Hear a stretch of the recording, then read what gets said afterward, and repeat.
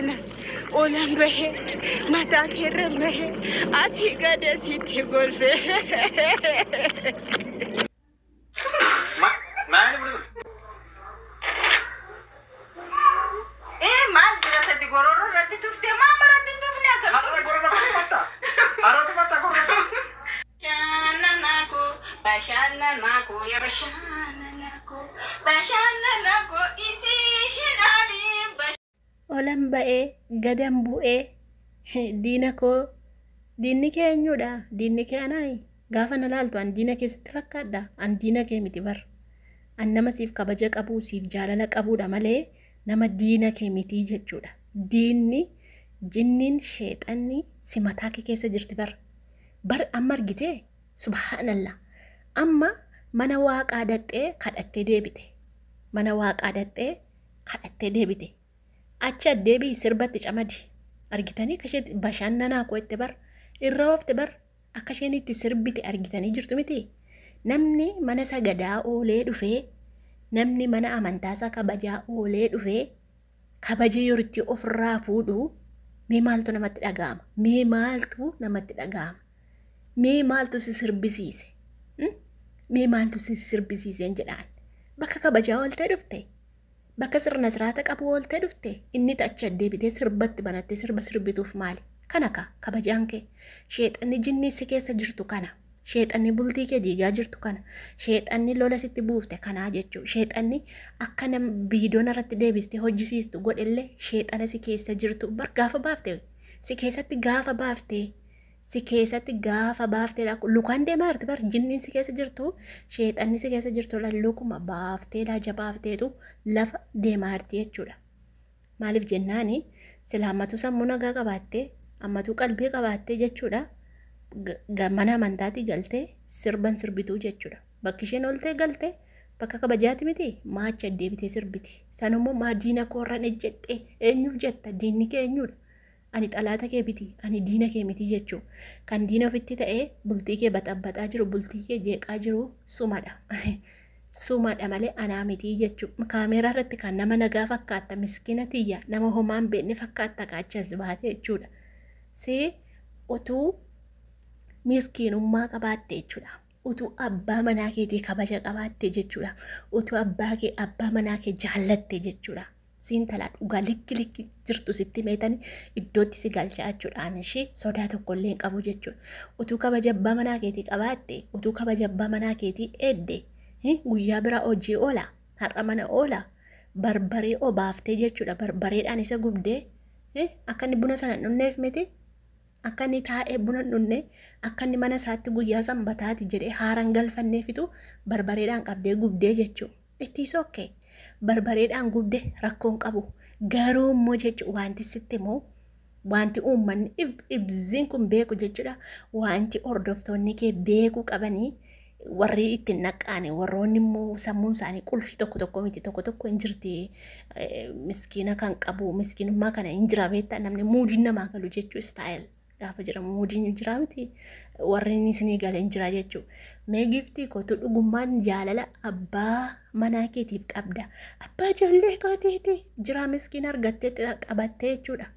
Kan jira miskiin argattee taphattee abbaa ijoollee kooti abbaa malkiyyee teettee boosseetu isa durummaa daagaraa keessaa qabdu boosseetu achi dhuftee miidiyaa irratti boossee himattee jechuudha. Madaagaraa keessaa qabdu. Zim jettee boosse bar isan isaa boosse seetan isin bukooshee beetti bar. Bukooshee beetti. Kanaaf namni dhugaa qabu hin boo'u bar. Namni dhugaa qabu ijaaf ijatti ba'eetu falmata malee hin boo'u jechuudha. Isheen garuu hin boosse moo hin jiraata hin beekaa waan ta'eef jechuudha. Haa ta'u ittiisa ookee rakkoo hin qabu. Ani dhugaa si amansiisa ragaa wajjin siyaasa waan hin haasa'u ragaa wajjin hin haasa'a. Mee abbaa kakuu hin jaallatta hin kabajja abbaa manaa keeti maaliif inni gorora siinii keessatti tufe rifaatuudhaan jechuudha. Rifaatuudhaan tufe inni jaallatee miti hin gubde bar ishee gubanii asii gaafa asii barbaree abbuuqqatu mucaanii shiinii keessatti tufe eessatti tufare shiinii keessatti tufe gorora jechuudha. Gororaan beektu hancufa saniin booddee gaafa inni tufu deebisi dhugedheen namni qabattan namarratti inni xibii qabadha. Namarratti gaafa waa dubbatu namni gaafa waa godhu ni xibiidhaaf ragaa duukaa ragaan beektaa waan gaariidha. Ragaa yoo qabaatte eessatti iyyuu bar mirga guutuu argattaa jechuudha. Manuma seeraatti iyyuu ragaa qabatamaa ragaa guutuu qabaatteenna mirga guutuu argattaa jechuudha. Mee laal gorora keessatti tufe deebisi dhugeedhiin. Abbaa manaati, abbaa mucaaseetiiti, abbaa daa'imaati maa hin dhugirre. Buna sana itti gorora sanaaf lakki barbaree qaba abbaa kakuuko jiraako lakki barbaree qaba barbaree itti naqe biraankisi gochuudhaafi barbaree itti naqe hin dhuguu laphee gubaa anoo biidoo dalagachuuf hin barbaree itti naqee abbaa kakushaakoo xiifamaa jettuuni maaliifitu utuu jaalala isaa qabaatte otoo onneerraa jaallatte jechuudha. Gorora itti tufte hin dhuguu jette bar. Dhugaa jirtu isinii himaaman beektaan. Dhugaa jirtu dubbii gadi taa'ee ilaalee isinitti maa jechuudha. Maal jette hin dhuguu gorora itti tufte bar jira gorora itti tufte bar jira. Mee laala akka isheetti merre gooftu mee jaalala isaaf qabdooti gorora miti waan fedhe isaa ta'an ooltu. Eessattuu waan fedhe taatiif ree. Mee anaatu haasaa kabaja qabu haasa'e immoo isheedha. Maal jette waa'ee dubartittii haasa'u irratti maal jette wanti isheen haasofte maal wanta miidiyaa irratti haasa'an haasofte wanti isheen haasa'a turte jechuudha. Wanta miidiyaa irratti haasa'an wantatti jechaan oolle isheen. Namni kabaja qabu namni kabaja abbaa manaatiif qabu namni ulfina abbaa manaatiif qabu namni abbaa ijoollee kootiiti jedhu akkasitti salphisaa waan jiru ilaameedhaan taa'ee adda baasee dubbata malee baa gorora isaan dhugirre. Isin maarreedha itti isin homaan beektanii jechuudha. Ani garuu naxibiin namarratti qabadha. Waan tokko naxibiidhaaf ragaa malee hin deemu waan. Naxibiidhaaf ragaa hin deemu. Maa gorora isaan dhugin. Silaa waan fedhe wajjin taa'aa jirti gorora iyyuu miti.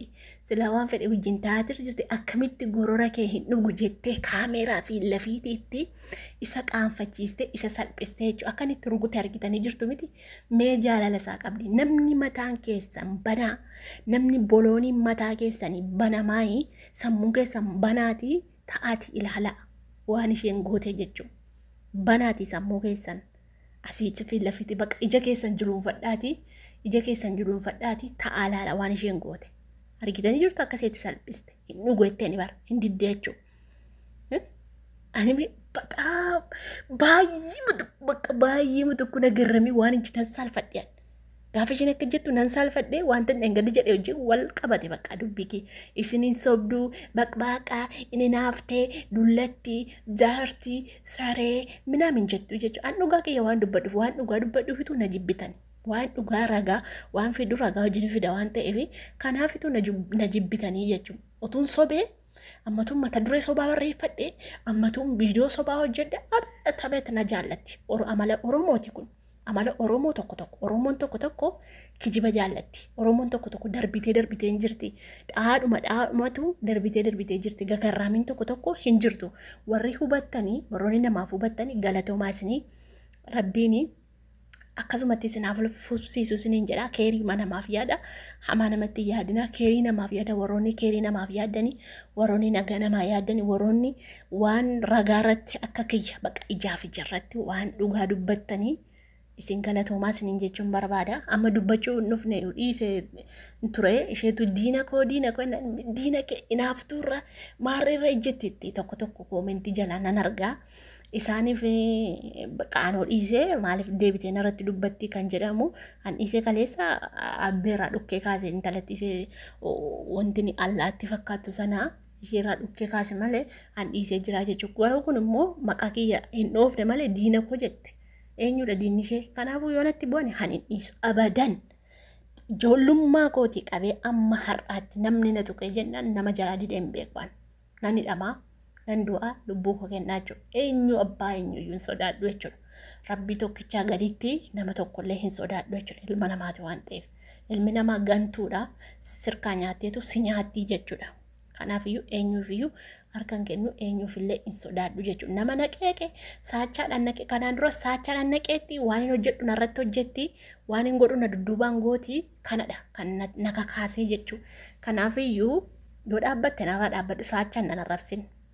saachaadhaanii intiniidhaan nan arrabsin ifaan ifatti ba'iiti na arrabsi malee yoo na arrabsuu feete saachaadhaan diina koo minti qireeshoo maarreedha mataa gadi qabattee guuboodha bara guuboo kana waldiigettii kana kanaafi waldiigettiidhaaf immoo yeroo hin qabu guuboodhaaf immoo dirqama deebisuun qabaachuudha akkasii qirtaa argu innante ijoolleen tokko uummata nagaa jira dhiisii dubbii kanaa ittiin nagorsitan galatoomaa isin wallaahi uummata nagaati barisin isin kabajaa fi jaalalaan isin guddiftee haati keessan warra kota kaan marraggeetti tokko jira 666 isin injira warroota sana isiniif hin fidaa footoo isaanii tokko isin maxxansa warroota na arrabsu sana hin baafattu 660 amantii isaanii adda baafattu amantii isaanii adda baafattu profaayilii isaa irra keewwatanii na arrabsanii isinummaan akka isaan 666 sana ta'anii adda baafattu jechuudha. Wallaahi amantii inni irra keewwatanii dhufu amantii isaanii fidee isinii maxxansa koomentii isaanii wajjin yortii sana isinummaan dhugumaatti kun jette 666 jettu